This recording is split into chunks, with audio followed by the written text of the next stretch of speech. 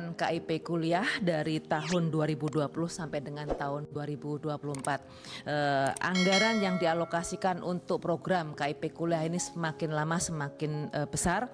Dari tahun 2020 hanya 3,7 triliun rupiah untuk 552 ribu mahasiswa, meningkat menjadi 7,5 triliun, meningkat lagi tahun 2022 menjadi 9,9 triliun.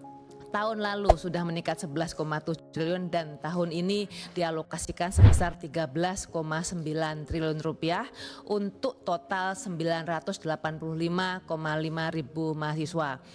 Mereka diantaranya 200 ribu mahasiswa baru, kemudian juga yang sedang berjalan 700 ribu dan juga untuk melanjutkan. Yang tahun lalu kita berikan bantuan biaya pendidikan sebesar 85 ribu mahasiswa. Kalau kita lihat skemanya banyak sekali perubahan yang terjadi sehingga anggarannya juga yang kita alokasikan menjadi begitu tinggi. Jika KIP kuliah menggunakan mekanisme sebelumnya tahun 2020, besaran uang kuliah hanya sekitar 2,4 juta saja, segitu saja. Kemudian biaya hidup juga 700 ribu per bulan, disamakan di semua tempat di Indonesia. Melalui kebijakan yang baru sejak mulai tahun 2021, dilakukan satuan biaya majemuk. Dilihat akreditasinya.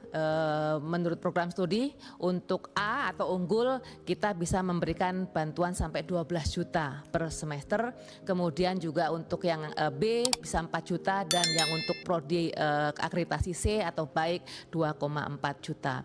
Kemudian biaya hidup juga disesuaikan dengan tingkat kemahalan daerah dari mulai 800 ribu sampai dengan klaster tertinggi 1,4 juta rupiah. Dengan perubahan-perubahan tersebut dan itu berlaku juga untuk yang tahun sebelumnya, maka alokasi anggaran yang kita sediakan tahun ini sampai hampir 14 triliun rupiah.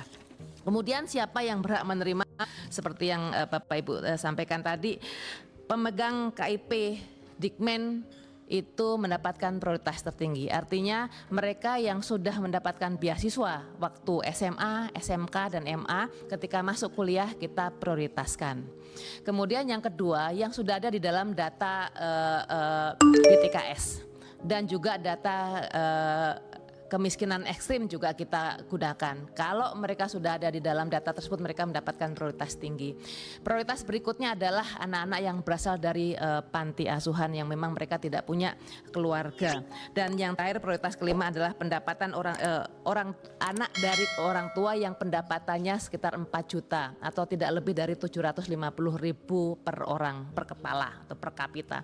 Jadi di atas apa yang sudah dilakukan, perbaikannya, pengembangannya tadi disampaikan oleh Pak Menteri dan juga Komisi 10 bagaimana kita bisa mendukung supaya KIP kuliah ini bisa ditingkatkan lagi.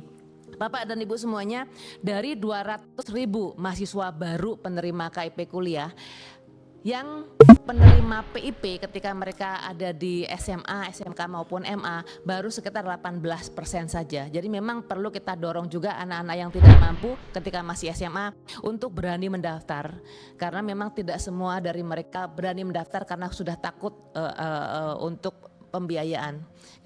Jadi dengan berbagai kegiatan yang kita lakukan termasuk sosialisasi, kemudian juga bekerja bersama dengan Dinas Pendidikan, mudah-mudahan anak-anak dari kelompok miskin ini bisa kemudian mendapatkan akses yang lebih baik untuk masuk ke jenjang pendidikan tinggi. Demikian Pak Menteri, kami kembalikan waktunya.